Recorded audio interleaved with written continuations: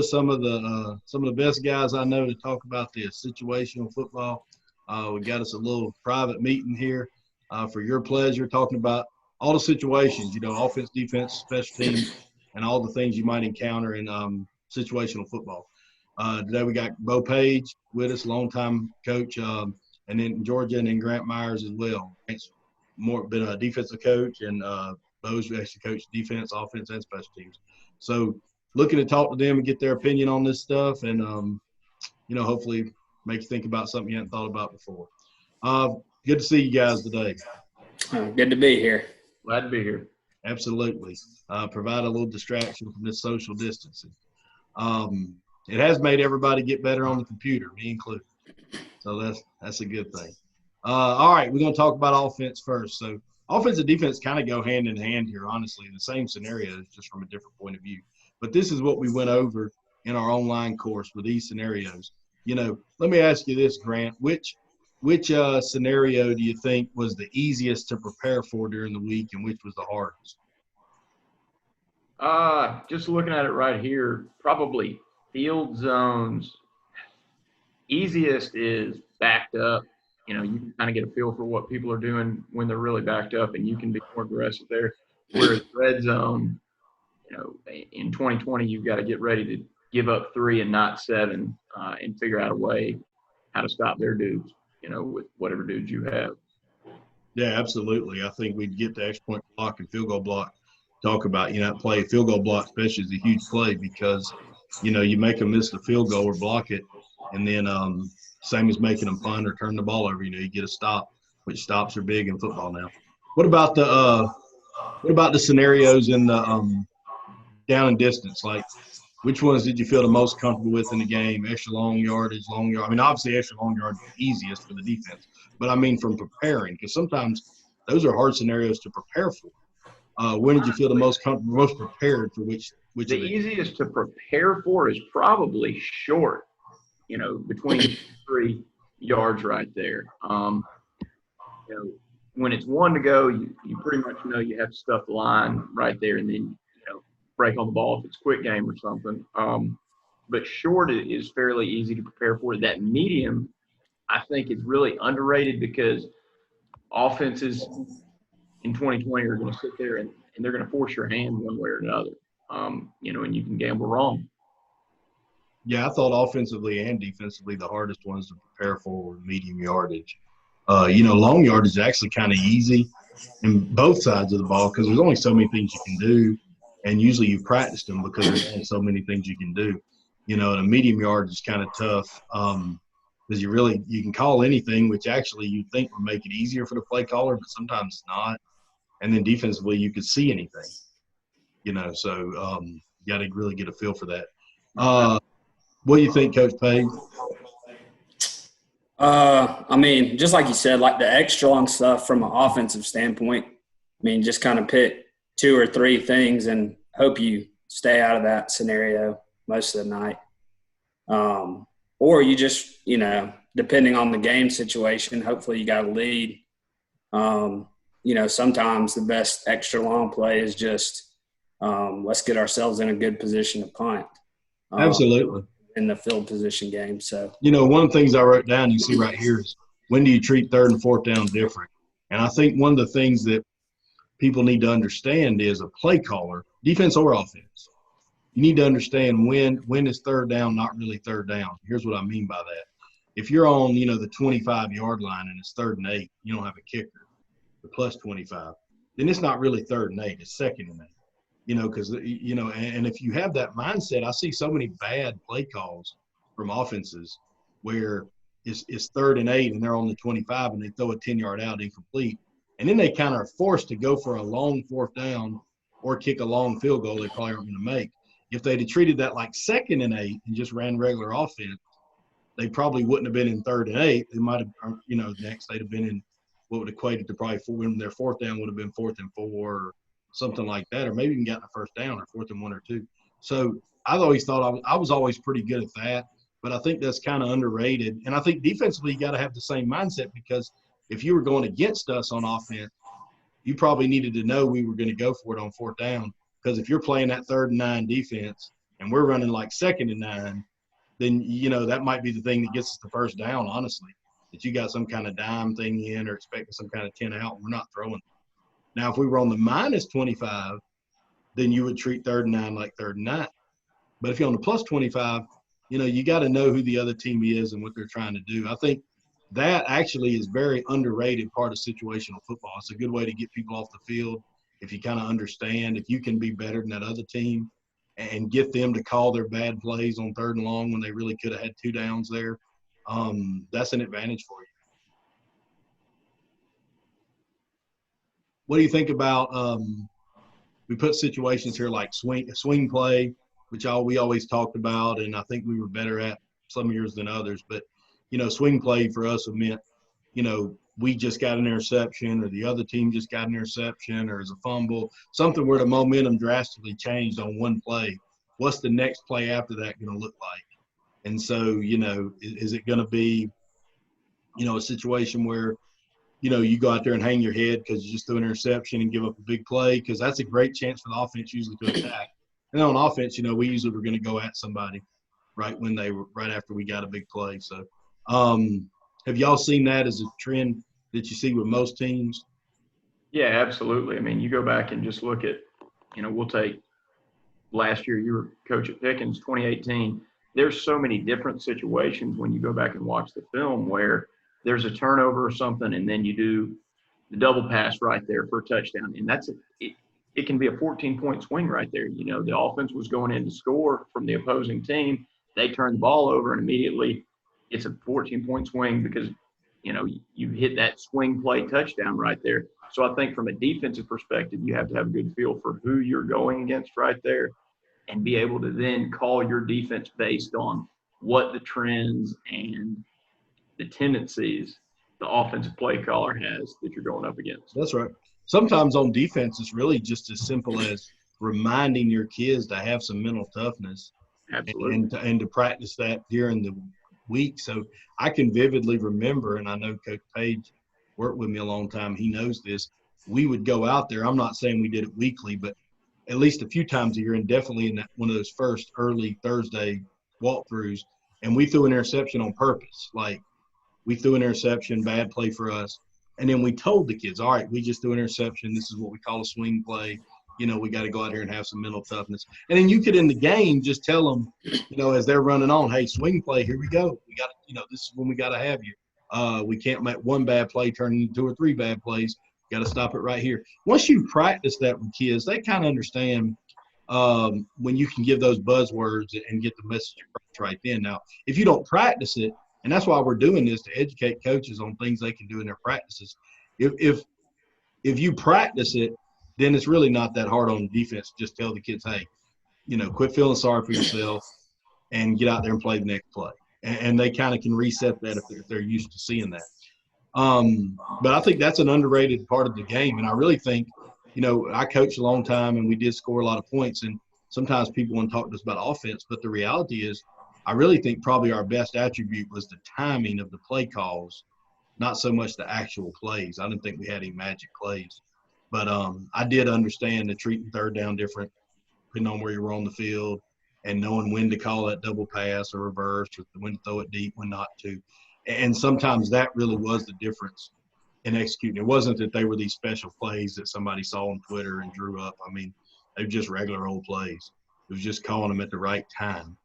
And I know the same thing's true on defense. From an offensive standpoint, one thing that's probably underrated is, what do you do, when you get that big swing play, that big 30, 40-plus yard gain, but you don't score? I think it's a big advantage on the offense if you can, let the kids get up, celebrate, have a good time, but get the next play called efficiently. Absolutely. You mean a long play on the same series? Like on the same series? Absolutely. Absolutely. Maybe you flip the field on them. And that's something it's something that's probably under practiced. Just the way, practices are set up. There's not most teams don't set it up where they gain 40 yards or gain 50 yards or gain 60 yards and then have to get up to the line and officially call the next play. Call a good play, run it smoothly. I usually tried to go NASCAR tempo, right, if possible, right after that. Right, and sometimes you may want to get the running back out. So how efficiently can you sub in right. player that just made that big play? No, that's right. Under practiced one of these situations. That's a great point. Actually, that's kind of like the swing play we were just talking about after interception or something. It's really not that hard to practice that. I mean, you really got to do it once every few weeks probably, and the kids got it. But you do need to actually practice that. If you don't practice it, don't get pissed off when, they don't know how to do it in the game. 2-point conversion, same way. I always felt like, and I probably didn't do as good a job of this one as I should. But, you get out there and you think it's just a regular call, but it's really not. It's 4th and 3, from the 3. You don't see that often. So, you need to practice that. 4-minute offense where, if you're talking about somebody's 4-minute offense, and think about both ends. We're right now really talking about offense and defense. We're not just talking about offense. For 4-minute offense means the offense has the ball and they're winning. They've got the ball and they're ahead. If you're on defense. If you're on offense, we got the ball and we're ahead. What are you going to do? What changes? Well, there's some little things like getting up slower, keeping the ball high and tight, 2 hands, not going out of bounds. There's little things like that. But I think as a defensive play caller, if you understand that they're in that mode, you might get them off the field. I mean, give your offense a chance to get the ball back right there. Be aggressive, but within what you do defensively. And again, give your offense a chance, to get the ball and then go score. And I think you can take some risks there, you can teach your kids if it's 4-minute offense, which obviously on defense we probably wouldn't call it 4-minute offense. But if there was some kind of name you gave that where you're like, we're in this mode, then what happens is those guys know, like, if you got to go for the ball or the tackle, this is the only time all game we'd rather go for the ball. We're losing anyway. We got to get the ball back. Exactly. But don't turnover awareness, I guess you could call it. Yeah, and if you're watching this and you hadn't heard anything else, you just remember, do not assume that these kids know anything. So do not assume that they understand that there's 3 minutes left in the game and they got to go for the strip. Like, if you're assuming that, you're missing out because they don't understand. So you've got to practice that. Same thing with offense. If you're assuming kids know they need to get out of bounds in 2 minutes and stay in bounds in 4 minutes, if you're just assuming that because you think they've watched a lot of football, you're out of your mind. They don't know stuff like that. So don't leave that stone unturned, go over it. 2-minute offense, I feel like we did a lot more at the half. But, here in Georgia, a year or two ago, North Gwinnett won the state championship in 2-minute offense. So it does happen where you go down and win the game in 2-minute offense. It doesn't happen as much as it does in college and NFL, but it does happen. And I think you need a 2-minute defense. I think you need to practice it. It's probably very difficult to practice unless you got big numbers at a big school, but you got to find time to practice that. Kids understanding when to take chances, when not to. Practicing 2-minute offense when, you got to have a field goal to win. Maybe you got to have a field goal with no timeouts. Maybe you got a field goal with a timeout. Maybe you got to have a touchdown. All those are different scenarios that you could see. And, I think you guys did a pretty good job practicing that this year. And we probably could have done more of it. You kind of got to go best on best unless you just got a ton of depth. So it's kind of hard to practice. But that's something we got to go through both sides. Yeah, what do you think about that, Bud? Offense. I mean, it's hard to – the hardest part about 2-minute offense is getting an 18-year-old or a 17-year-old or a 16-year-old to understand that out of bounds is more important than 2 or 3 extra yards, because all game long you've been, fight for the extra yard, fight for the extra yard. But that's why it's so important that you practice it, because they've got to turn off one switch in their head and turn on another. because every second counts in 2-minute offense. And the only way to get that across is to practice. I'm not trying to insult anybody's intelligence, but if you think you're going to tell that kid that going out to the first possession in 10, starting that drive, and they're going to do it every time, you're out of your mind. You know, you're going to have to put themselves in those situations over and over in practice so you can tell them and coach on the run and correct stuff as it's happening in practice so you don't have to do it in the game. What do you think about that, Coach Myers, from a defense perspective, 4-minute offense and 2-minute offense? Well, like we said, 4-minute offense, you know, defensively, that's where your kids can gamble a little bit more. That's where you're going to, you know, try and have a heightened sense of turnover awareness right there. If there's an opportunity to create a turnover, you go out and create the turnover. On the flip side, with the 2-minute offense, make the tackle. Keep them in bounds, make the tackle, and live to play the next down. Because like Coach Page just said, high school kids are not overly like analytical, and they don't have a real high level of football IQ. So if that kid, instead of stepping out of bounds and stopping the clock right there, wants to try and get the extra 3 yards, let him get those extra 3 yards, make the tackle, and make them either burn a timeout or run the clock. You know, and that just comes from practice and repping it and communicating the importance of those things to your kids. It's important to me in what we're doing with this whole thing, where we're kind of educating coaches and ADs on all kinds of different topics, that we're not telling them what they ought to be doing or saying our way was right or anything like that. But all we are saying is you need to have a plan. You need to have a damn plan. It doesn't have to be our plan. It doesn't have to be anybody else's plan. It can be your plan. But, like, when you get down here to the last play of the game and it says 10 yards or less, you got one play left, offense or defense. There's one play in the game, 3 seconds left, whatever. You know, we're kicking a field goal to win it. That's one thing you get in the 2-minute. But then last play of the game, 10 yards or less to score, 20 yards or less to score, 30 yards or less to score. You know, there's no – I mean, a couple of these, there's not many options you got. But we're not trying to tell you what play you ought to run, and I don't even want to talk about that right now. It's more about you need to have a plan. You need to have gone through this stuff with your team. Put the ball on the right hash on the 32-yard line. There's 4 seconds left, and throw it in the end zone somehow. If you want to talk about how, that's a whole nother discussion. But I don't want to come across like we're saying any of this stuff is the right. This is all just facts. These are things that come up in the football season or could, and it's your job to be prepared for them. So field goals with a timeout, field goal without a timeout, which we already kind of talked about. That's totally different, you know, running that field goal team on when the clock's running. That's something, if you hadn't practiced that, there's no way in hell that's going to work, you know, in the game. So you guys got anything to say about last play scenarios like that? I mean, I just think it's important that you have a plan. Everybody's listening to this needs to write down what their plan is for it. I don't even want to tell them what it ought to be because that's up to them, whoever they got on their team. I mean, just defensively, when you look at 20 and below right there, you got to think, don't let their best player beat us. Like if they've got a dude at receiver, bracket him, double cover him, and make this other sophomore Scavini beat you. Like find a way to do that.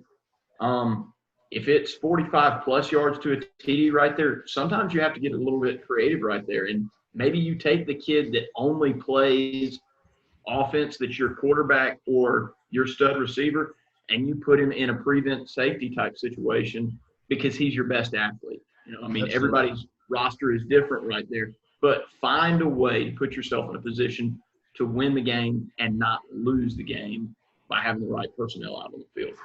Yeah, absolutely. I think from the offensive standpoint, you know, a lot of that preparation is up to the offensive coordinator. I mean, when you've got your call sheet, I mean, obviously if you're going for it to win the game, last play of the game, you know, you don't want to be scratching your head. So that's something that, you know, when we talked about the scenarios, I mean, if we're talking about, you know, 4th and 4, and we're talking about 4 yards to win the game, I mean, that should be basically the same play. Absolutely. About 4th and 10, or we're talking about 4th and 10 to score to win the game, that should be the same play. So, you know, there's no reason on your call sheet in one little section you can't put some yardages down and some money plays from those yardages. Great point, Coach Page. Yeah, that's right. It's all in we're talking about preparing in practice, but from a coaching standpoint, you got to prepare to make the right call. Yep. Oh, absolutely. That's why I would do this ahead of time. Hell, doing it in practice is just as good for the coach as it is the players sometimes. Right. Making them have to script that out, because if you don't, you end up going to practice and doing 1,000 reps of inside drill and pass scale and team and whatever. And you don't – and that's great, because that's a big part of the game. But then you don't work these little scenarios, and then you get out in the game and, kids don't know how to execute them, and you really blame nobody but yourself. That's right. You say something, Coach? I just said it's the difference between 5-5 and 7-3. Yeah. Understanding these scenarios are the difference between a 500 record and going 7-3 and making the playoffs. I put overtime on there. I can go back. Overtime is – I'm thinking most high schools now, you put the ball in the 15 like we do in Georgia. But, it's something to work through. But it's not much different than what you would normally run from the 15, but it's just higher pressure-packed situations. Let's move on to special teams, where I know both of y'all got a pretty good background in special teams. So I thought punt in particular, punt and punt return, were the places where the situation mattered the most. It's not that it doesn't on kickoff and extra points, but you just don't see as many different things. They're kind of the same thing every time. But punt, because it can be on each hash, it can be on any yard line, it's just different. Kickoff's always from the 40. Extra points are always from the same spot. Now, field goals are different, but, there's only so many things they can do when they're kicking a field goal. Punt is really a situational team. And so, I listed these scenarios: backed up, punting in the end zone, punting with lead in the first quarter, taking a safety, punting out of bounds, whatever. These are all things that we had to work. Some of these you work weekly, and some of them maybe once a year. But you need to work all these things. What did you think was a key for punting backed up, Coach Page? We're backed up. We're on a -2, -3, worst case scenario. It's not a good answer, honestly. What would we focus on? Well, like you said, there's not a great answer, and the answer varies a little bit based on what each individual team's overall scheme is. So I think the most important part is understanding your scheme. So, there's not a bunch of high school coaches out there inventing new punt teams. So there's usually, whether you run a rugby style punt like we've done in the past or a shield style punt, there's going to be some information out there where you can look into your specific scheme and some things that some other guys are doing. But for us specifically, when we practice backed up, it starts with the guy that's in charge of the long snapper, making sure they understand, this is your time. We can't have it high, go through the back of the end zone. We got to put it on them, and we got to put it quick. With our scheme, it means moving some people around. But if you run like, say, a shield, it's probably as simple as just telling your guys they got to hold in there just a half second longer. They got to stick the block a half second longer when they get in this situation. We like to, choose one kid to kind of be the leader of the punt team. So that person gets out there and they may give them a cue like stick it or something. But just holding that block just a half second longer is usually the difference. And then it's a lot of times same as what we said about the swing plays. It's really as simple as just a mindset of having practiced it, where you can remind those kids and give them some kind of cue, like, right. Hey, we're backed up, boys. Let's be smart here. Even something as simple as that. The punter knows he got to get the ball a little quicker. The guys may shorten their splits a little bit. We're obviously going to protect a little bit longer. Now, to flip that, this is a great situation for punt return. Absolutely. It's a great situation. I mean, I always thought when we had the other team backed up, most everybody wants to go block the punt, and of course, nobody's against that. But if you don't have a kid that can block a punt, you don't have one that can block a punt. Right. what you need. And let's try and flip the field all the way. Now I would always send somebody, because if you get a bad snap, the guy gets nervous, fumbles the ball, you got to have somebody there to block the punt. But I mean, it's a great snap, great kick. You know, what you're going to get though is, because of what Coach Page said, the punter's going to punt it really fast. Nobody's going to hardly cover, because they're going to all be terrified to get the punt block. So if you can catch that punt at like the 35 or the 36 or something, with some room in front of you, you know, you're starting at the 25 by doing nothing. And if the kid makes a couple of moves, you know, you're starting inside the 20. So, you know, we had some really nice punt returns over the years that happened in that scenario, where we sent one guy and basically set up the wall behind it, or mash returned or something, because sometimes that everybody assumes you're going for the block when you're backed up like that. Punting into the end zone is obviously a better scenario for the punt team. That means they got the advantage, but we didn't punt in the end zone a lot because we was going for it. But you know, but if you have a guy that can punt in the end zone, you punt it out of bounds, like in the coffin corner or whatever it is, they're not going to be good at that unless you practice it. So the moral of this whole talk is, we're just giving you a list of things to practice. You do it however you want to do it. But then obviously with the defense, I don't know if this is one of those, with punt return team, I don't know if this is one of those things that's maybe going to change over time or has changed. But, you know, for the last 100 years, it's been like the guy puts his heels at the 10, and if it goes over his head, he lets it go. But people are getting a little better at punting. I don't know if we shouldn't back that guy up a little bit to the 8 or the 7, you know, because if he can catch it and get a couple yards, that's a lot better than just letting it roll. What do y'all think about that? You know, it's punt return team. They're standing there. They're punting into the end zone. Guys standing heels on the 10. That's what we heard forever, right? Yeah, I mean, my thing with that is, how good's your returner? Like, right. if it's you know, he's just a kid you feel comfortable, he's going to catch the ball, you know, he's not going to fumble it, he's not going to do anything too crazy, but he's not an elite athlete, you kind of stay status quo. If you've got a dude back there, though, let players make plays. Let them have some flexibility right there. Let them, you know, have a chance to field the ball in open space, make a move, get vertical, and, I mean, you know, potentially go from ball being down to 10 right there because you fair catch it or something to, you know, you're now on the minus 40.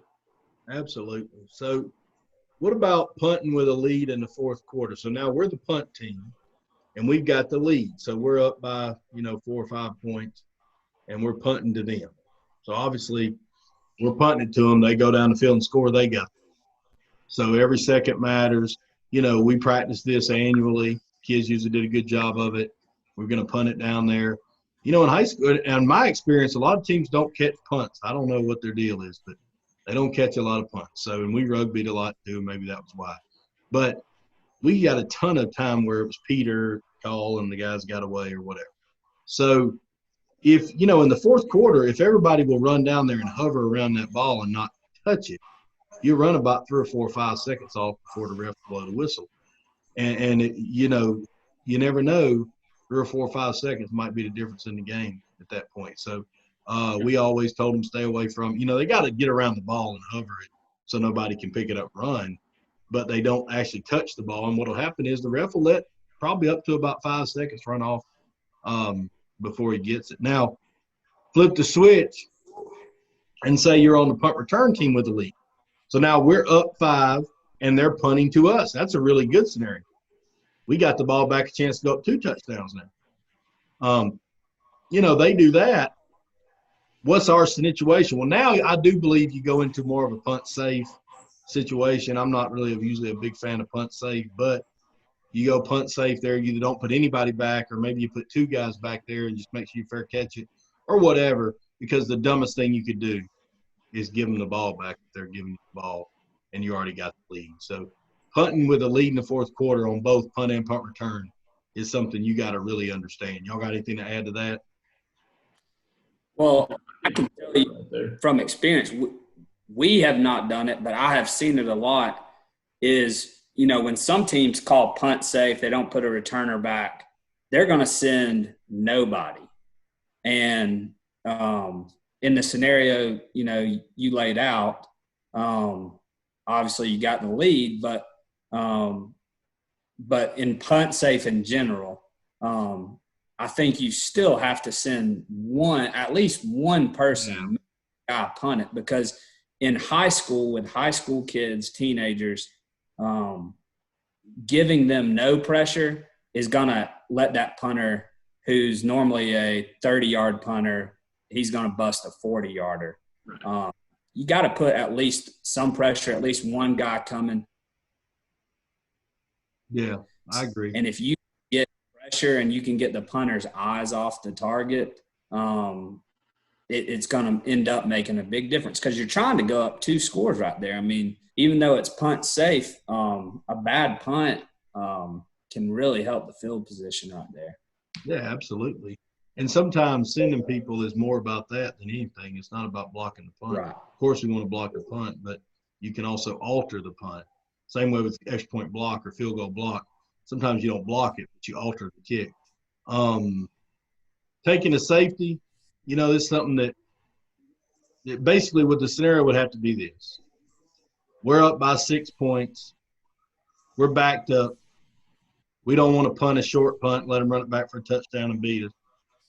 We'd rather kick off and pin them deep. So we're up 6. We're going to take a safety, be up 4, and then we're going to kick off so we can at least kick it down the field a little bit instead of giving them that short field to take the lead.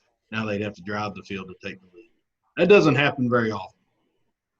But we always practiced it once a year, because if you go out there the first time ever and tell that punter to walk out of the back of the end zone, or however you want to do it, tell the center to snap it over his head or whatever, I would advise snapping a regular snap and the punter running out of the back of the end zone, but there wasn't anything weird happening that gave him a touchdown. But if you tell him to do that when you haven't really practiced it, that's one of the craziest things that kid's ever heard probably. He doesn't understand that. So it's just something you got to practice. Punting the ball out of bounds, that's just because the other team's got a good returner. You can't just show up and be like, how many times y'all heard a coach say, well, we told him not to punt it to so-and-so, and he punted it right to him. Well, of course he did. It's a kid. You're going to have to practice directional punting, and not just for 2 days or 1 5-minute period if you expect the kid to actually do it. Down in the punt, first touching, this applies on both sides too. If you pick up a ball, if the ball's down, so Peter, everybody got away, the ball's just sitting there, and the team comes up and just touches it and doesn't pick it up, it's automatically live. It's called first touching. A lot of people don't realize this. If that kid just slaps the ball and walks off, we can pick it up and run. And nothing bad can happen for us. We'll either get the ball right there or we'll get it wherever we ended up, whichever one we want better. We'll get the choice called first touching. So you got to teach – if you're the punt team, you got to teach your guys to pick the ball up and hand it to the official. That's it. No other option. Don't just swat at it, touch it, try to look cool, whatever. And if you're the punt return team, you teach them, hey, if they do that, then somebody needs to grab the ball and go get yards. We had probably – I bet in the last 8 years we probably had 3 times where that happened.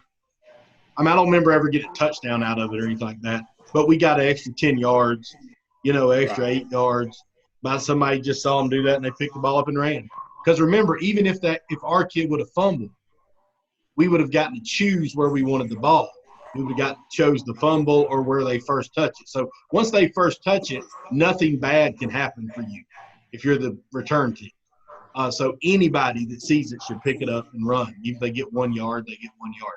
And then that's what this whole course is about, teaching some kind of these odd scenarios you might practice help your team.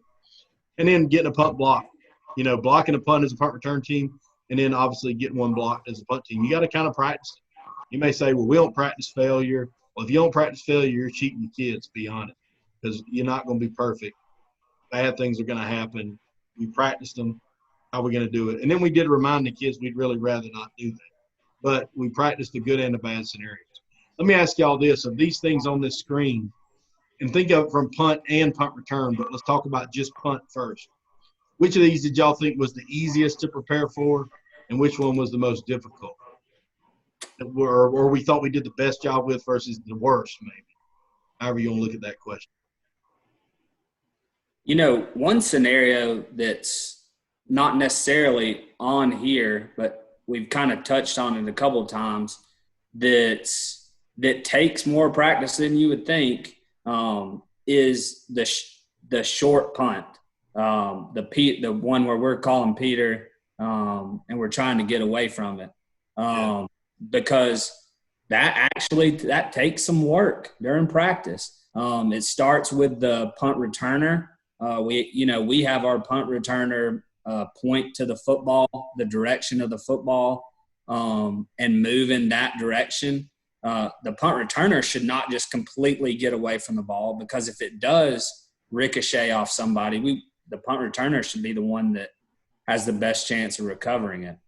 We want him to keep his distance, so that it doesn't take a weird hop and hit him. But it takes kids and takes coaches blowing the kids up, that when they hear Peter, their eyes are up and they're running to the sidelines with a purpose, because that can be a huge swing play, is that ball. Again, if you think that kids know that they can't touch the football, then you have lost your mind. You're going to have to explain to them that if we're the punt return team and we touch the football, it's a fumble. If we just touch it, you're going to have to explain that to them. You think they just know that because you know it. That's bad coaching. No, piggyback. What do you think, Coach Myers? Well, just to piggyback on what Coach Page said there, I think that when you get a punt blocked in front of the line of scrimmage, that's really difficult to explain to the kids, because in their mind, that's a Peter situation. Like, if they understand the concept right there, the punt, it's a low punt and we tipped it and it went over the line of scrimmage right there.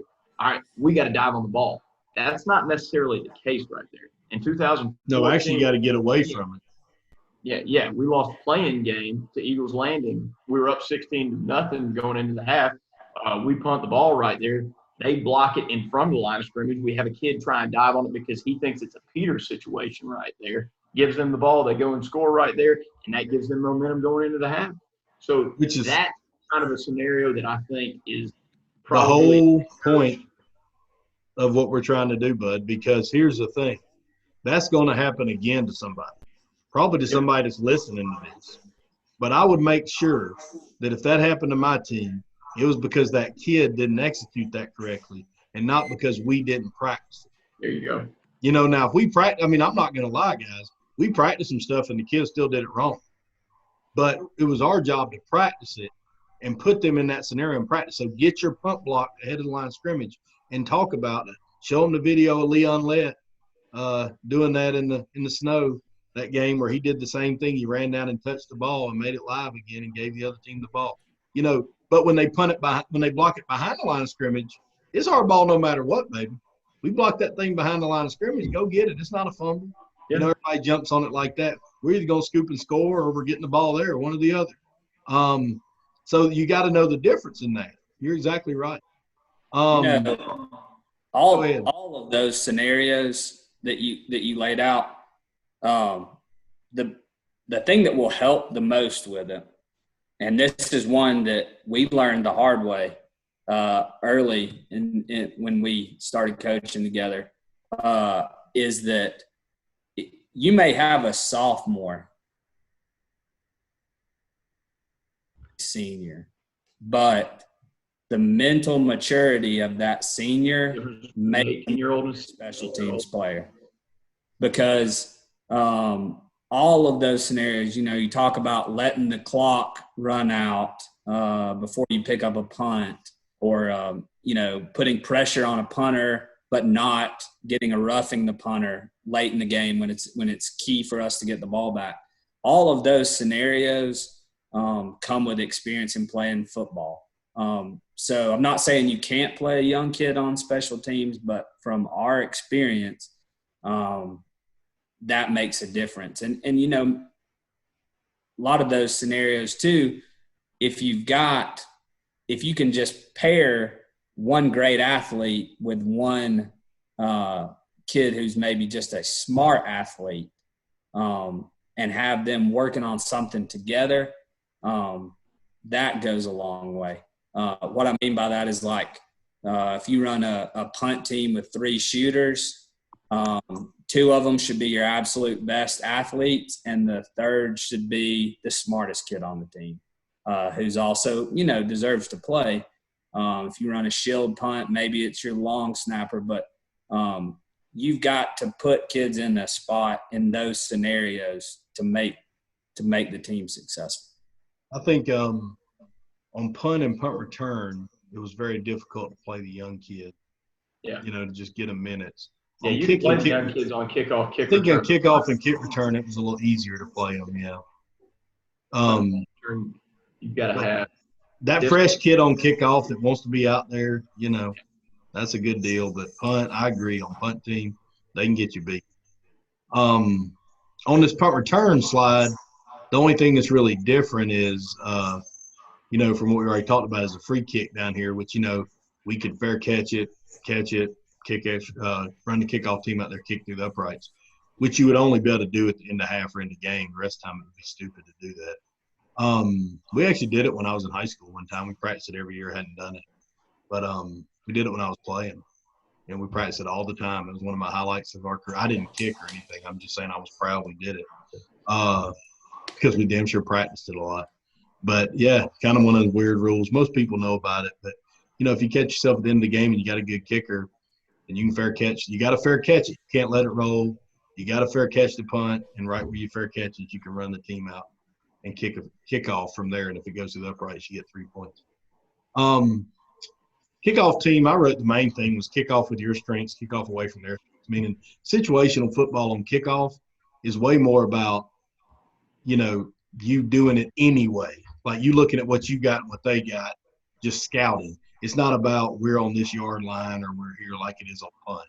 The only ones that tie up there are kicking off after a safety, which is weird because you're kicking off from further back, and then kicking with a lead in late in the fourth quarter. And by that, I wouldn't even say like 8 minutes left in the fourth quarter. I mean, there's like 20 seconds left in the fourth quarter. Like we got to just get these guys down to the ground. Yeah. That's a little different than I think the rest of the time you got to, if you're not, you don't want to tell them try harder or tackle better or something. Hopefully they're doing the best they can all the time on that team. So I don't know, but there is something to be said about late in the game, not running past the guy with the ball and breaking down, giving the. Similar to the defense right there when you're in your prevent type stuff or your 2 minute offense versus 2 minute defense right there. You have to understand, just make the tackle. Just make the tackle. Absolutely.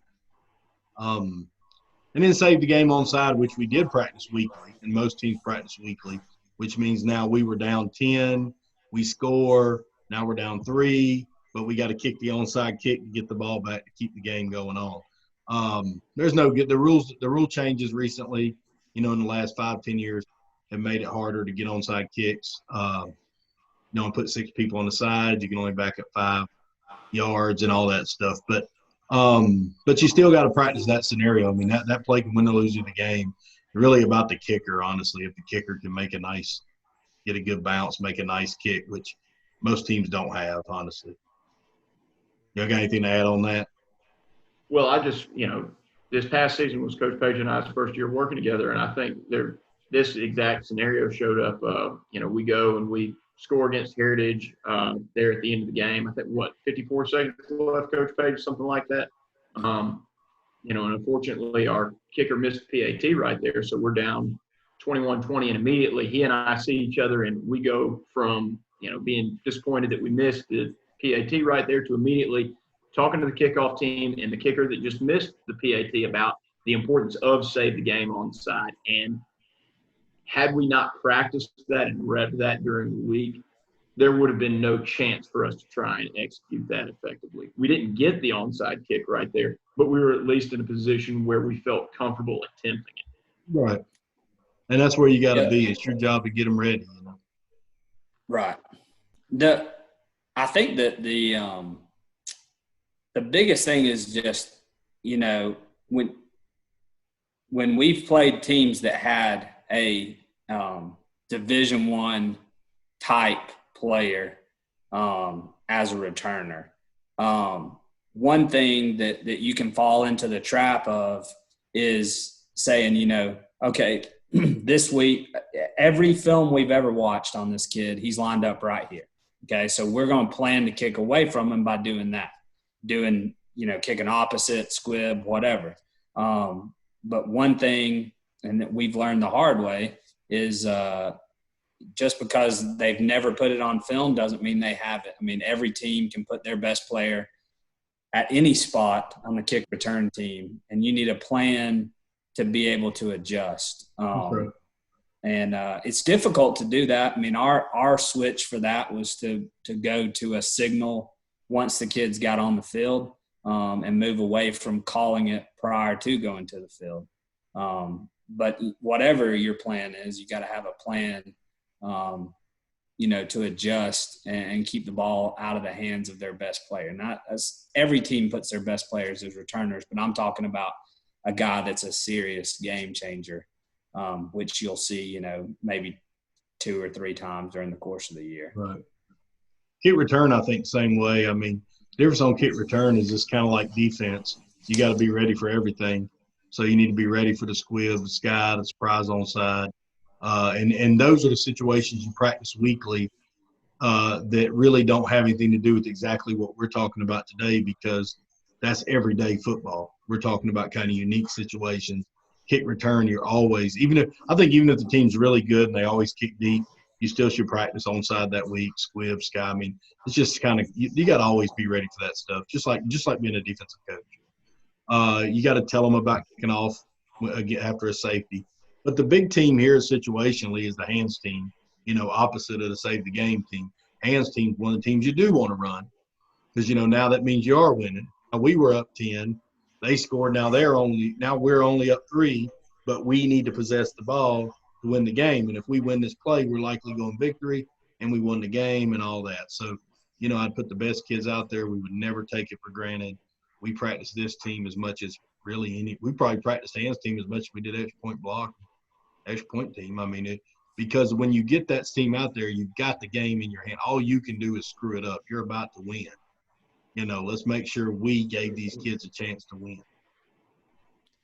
Yeah, and I think with hands team, the biggest thing from a coaching standpoint that you can do is make sure you're using the right terminology to make these kids be confident and be aggressive. You don't want to tell kids like, don't screw this up. You want to say, go get the football. I mean, that's huge on this team because the football bounce is funny. I mean, that's just the nature of how it's designed to go. And even the best player is going to get a funny hop from time to time. But those guys you put out there, you want them to be confident. Absolutely. When that play. Absolutely. The hands team is one of them teams that everybody's just got to assume they're going to get the football. If you can genuinely make all 11 of them think they're going to get the football, then you got a chance. Extra point field goal and then field goal block. We got to have a plan for fire, bad snap, miss hole, whatever. Talk about high school ball, long field goal, the Auburn play where they went to kick 6 and all that. Doesn't happen as much in high school, because in high school, if the ball goes past the goal line, it's a touchback. Whereas in college NFL, they can catch it all the way back to the back of the end zone. See, we got to catch it right at. But honestly, if they roll out a 50-something yard field goal, I think you ought to put somebody back there on that goal line, because if he mishits it and just kind of pops it, there's no way anybody on that extra point team can cover. That's what we've seen. So that's a scenario you could practice. As you get more and more decent kickers out there, you will see some long field goals in high school tried it. If they're going to kick a 50-something yard field goal, what the offense is going to say to that is, let's go on and kick the field goal, because in high school ball, if we miss it, they still get the ball at the 20. Whereas in college and NFL, you get the ball where you kicked it. Yep. So there's a lot of risk for those long field goals. And high school is really not a risk. The only risk to kicking a long field goal is this, that if you miss it, if you just kind of top that ball and they got somebody back there and get it, it's gonna be a touchdown. It's gonna be a Chris Davis situation. But you got to talk more about getting the field goal block behind the line, field goal block in front of the line, same as the punts. That's the Leon Lett thing we were talking about. And then extra points getting blocked, now you don't do much, but we're talking about just field goals. Extra point gets blocked, they blow it dead. But last chance field goal with a timeout, last chance field goal without a timeout, and then, of course, the opposite kick block team.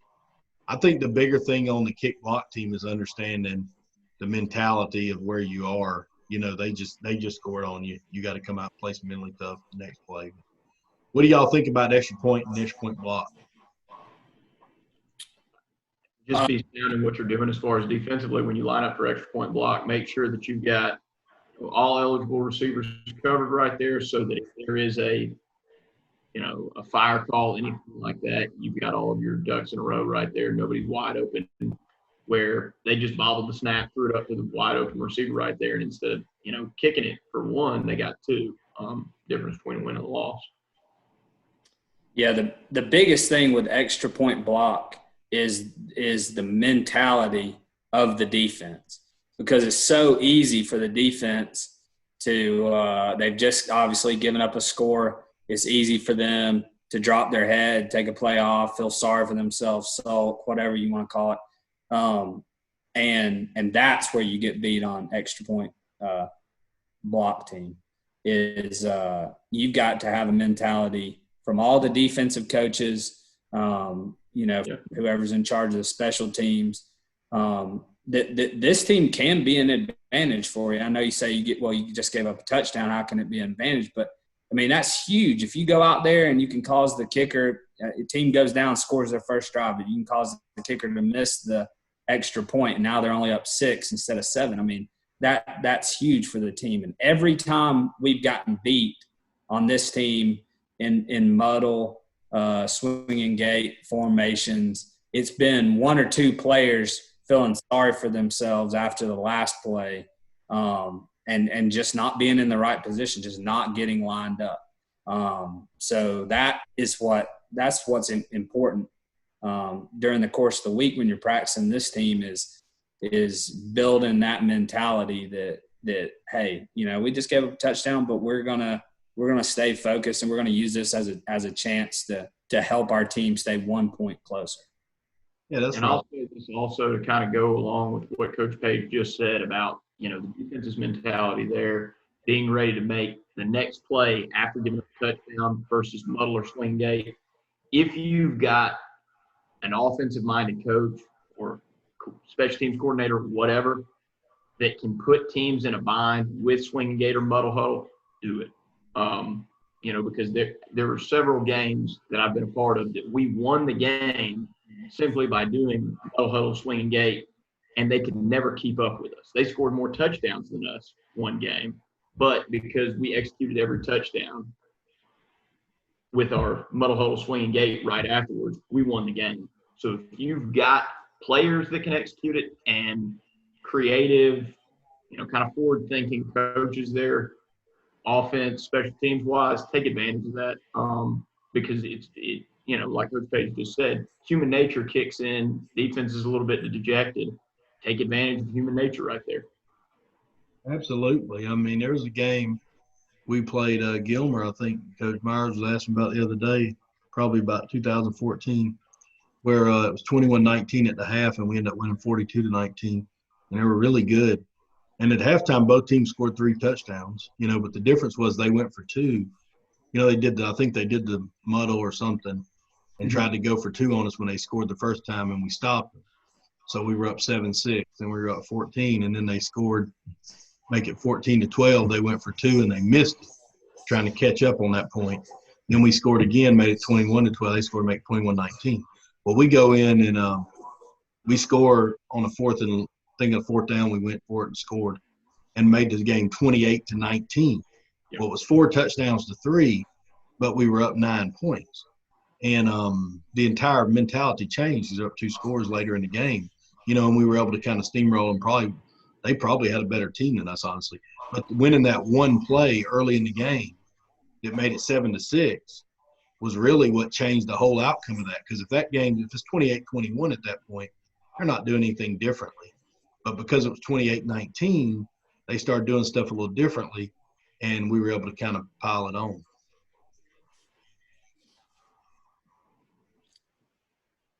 On the next thing, these I thought were just unique situations that I wrote down that I thought people would want to know what we thought about. But, what do you tell kids when you have a big lead? What do you tell them when you have a big deficit? What do you do when there's a weather delay or when there's the band's playing before the game or it's homecoming or all those are scenarios that I just thought, I'm not even saying there's a thing we should tell people what they ought to do. I just think that you need to have a plan for those things. So what stands out when you see those questions for you guys? Well, I mean, things when you have a big lead, and this is very cliche, but the scoreboard doesn't matter at that point. It's, are we executing the things that we've worked on all week? Young kids, are you going out when you get an opportunity to play? Take how Pickens was in 2018. There were a lot of opportunities for the young kids to play late in the game because y'all were up so much. Well, were the young kids going out and taking advantage of those opportunities and getting better, getting quality reps right there to get themselves ready for the next year when they would be the ones playing during meaningful minutes on Friday? So I think that's the big thing that you have to – offense, defense, and special teams. When you start getting those sub-varsity kids in there, they have to understand that they're not just coming in and trying to, close it out. We've got a 10-run lead in the eighth, and if we give up 4, it doesn't matter. We're still going to win. No, the standard is the standard, and how are you executing what you've been coached to do? Yeah, I think one thing with a big lead where, we've learned from our mistakes on this one is what is your plan for special teams when you've got a big lead? And it's something that needs to be talked about because, generally speaking, you don't sub everybody wholesale. It starts by you got a big lead, you might pull out 1 or 2 key players from offense or defense that, your season would be altered if they get hurt with a big lead. But those 1 or 2 players, are they special teams guys? Because for us, with being 4A, most of our better athletes are going to be the kids that are on special teams. So, you just have to come up with a plan of what we're going to do, big lead or big deficit, vice versa. And then that plan has to be then communicated from the head coach or the special teams coordinator to the people that can get the kids that information. Because nothing's more frustrating when, you've subbed out maybe 4 or 5 guys and it's punt team and you go out there and you're missing 4 or 5 guys. Yeah. You look like you don't have your act together. That's frustrating. I'm sure when that happened, I didn't say anything mean to you at all. No, nothing ever got said. No, no yelling. In a very calm voice, I just reminded you we needed to probably get the best guys out there and play with 11 every time. Right. Yeah, that is important. It is important to play. So, but that learn the hard way. But that's a scenario that needs a plan. What are we going to do with special teams kids when we've got a big lead? That's right. And the next one is it sucks to have to plan for this because we don't play to lose the game. We certainly don't play to have a big deficit, but you kind of have to have a similar approach there if you get down big. All right. Well, teams come back now. Woodstock won a playoff game a couple of years ago, down 35 in the playoffs. You do have offenses now that I'm not necessarily saying what do you do when you're down 42-7 with 5 minutes left. You can figure that out yourself, I guess. Yeah. But what do you do when you get down? Think about it like this. We're playing. We're 8-1 and they're 8-1, and you know what I mean. We're playing late in the season, and it's going to be a battle, and it's on the news, and it's been talked about all week, and it's going to be an even game. Well, then you come out and it's 21-0 in the first quarter. You're losing. You didn't anticipate that. Just maximize the possession. What are you going to do? But I think you need to talk about it. The coach need to sit in there. What are we going to do if we get up 21-0 in this game we thought was going to be a battle? And then what are we going to do if we get down 21? Yeah, because it's not over either way. No. If you're 8-1 and they're 8-1, both teams pretty damn good. So good point, right? I wouldn't say it's over. If one team's up 21, but it will matter how that team up 21 plays it. And how the team down 21 plays. I think anybody that's coached football long enough has been in a situation where they could look at how another team reacted. And you can – I mean, it's very easy to tell a team where the coach has mentally prepared his kids for that situation. They come out and they fight, and all of a sudden they chip away. Now it's 21-7. Now it's 21-14, you know. Or you see the teams where they haven't talked about that scenario. They talked about how, you know, the pep talk before the game was how they were just going to run over this other 8-1 team. And those kids react, you know, they're frustrated. They start infighting. They make stupid penalties. I mean, snowball effect comes into play.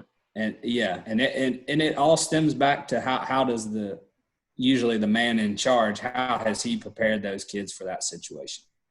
Yeah, I was really proud of some times when we went down a few touchdowns, came back and won. Did it one time against Nick Chubb when he was at Cedartown. We got down 14-0. That he made two plays that we never laid a finger on him, and I never seen anybody like that in high school. And we got up 14-0, and I guess he got tired because he ran for so many yards on us that we were able to find a way to come back. But you know, there's a lot of times like that stand out where the kids could have quit. Game started out really bad, and you come back and win anyway.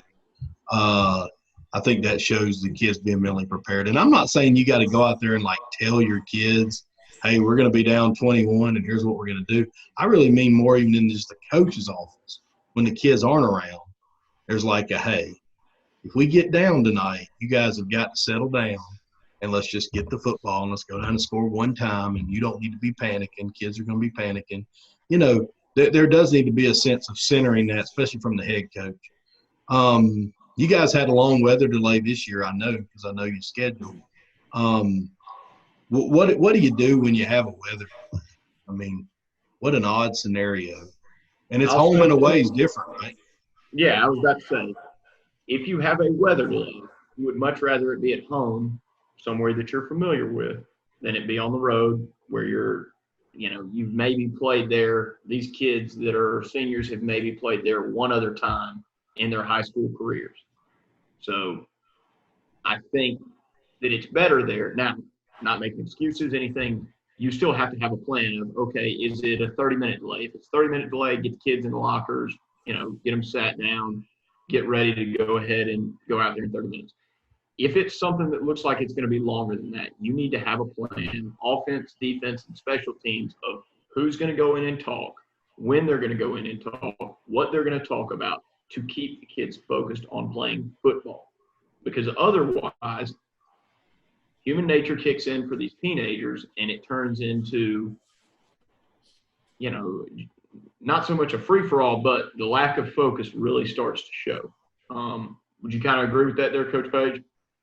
Yeah, I think,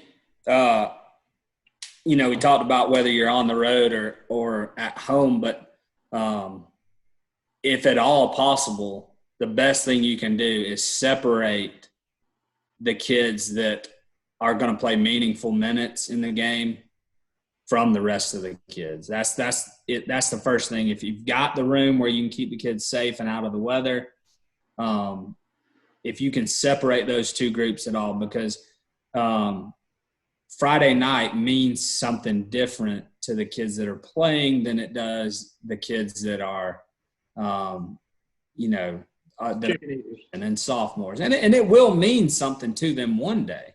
But it's unreasonable for coaches to ask that 14, 13-year-old who's never going in the game to be there and be focused for 45 minutes than it is the smaller group. I think if at all possible, that was one thing we learned in our weather delay. That's key. If you've got the space, that'd be thing number one that I'd get accomplished. And then the other thing is, teams that get their players, up and jumping around and, you want their intensity level to peak right before the game. And now it's weather delay is brought way back down. How can you get the kids back there? I think teams that try to keep their kids kind of even killed do a better job with this altogether, like with the weather delay. The teams where they're screaming, jumping up and down, banging their head on everything. It's just, it's science. Everything goes up and then it's got to crash back down. So I think to try to keep your kids as even killed as possible, and that helps with situations like that. Well, guys, is there anything else that you stood out, offense, defense, special teams, or even these unique situations that we didn't cover that, kind of stood out, or anything you want to add? Have a plan. Be organized, have a plan, have defined roles for your coaches, have defined roles for your players within the plan. Leave no stone left unturned.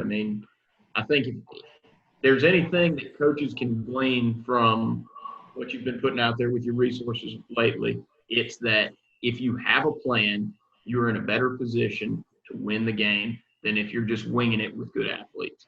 Even if you have lesser athletes, have a plan and go out and make sure that everybody's on the same page to execute the plan. That's right. Yeah. And these, and some of these plans, you can kind of departmentalize it. I'd say probably 75% of the situations we're talking about, the kids need to have gone through it in practice in the summer. A lot of times in the summer, you can only run so many reps of buck sweep.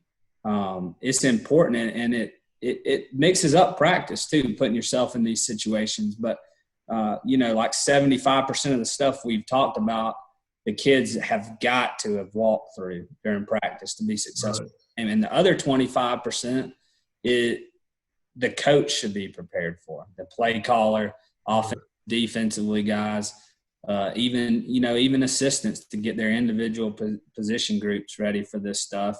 And it's not stuff, a kid's brain's only so big. It's not stuff that should be told to the kids. It's stuff you should be ready for. And the kids don't need to know, the importance level of this 10-yard play is much higher than the rest. They just going out there and they're running verticals, or they're just going out there and doing the thing they've done 100 different times in practice. So, but if you got a plan and you're prepared for these things, you're going to win a couple of games every year, just through that preparation. That's right. Well, I appreciate you guys being with us today. Been a good talk, getting a little bit better, and hopefully we were able to help some folks out. Y'all can find Coach Page and Coach Myers on Twitter, and feel free to ask them there, or me, or anybody else. We'll help you any way we can. So hope y'all have a good evening. Appreciate it, guys. Thanks, Coach. No problem.